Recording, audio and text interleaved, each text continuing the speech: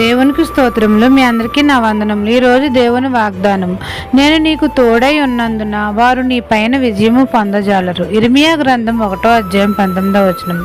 పరిశుద్ధుడైన మన తండ్రి అయిన యెహోవా మనతో సెలవిచ్చినదేమనగా, నేను నీకు తోడై ఉన్నందున వారు నీ పైన విజయం పొందజాలరు అని.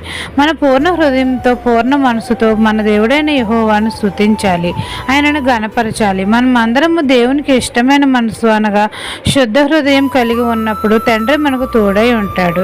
మనపై యుద్ధం చేయు వారితో మన దేవుడైన యెహోవా యుద్ధం చేసి మనకు విజయాన్ని కలుగజేస్తాడు. మన జీవితంలో యుద్ధాలు రానివ్వకుండా చేస్తాడు.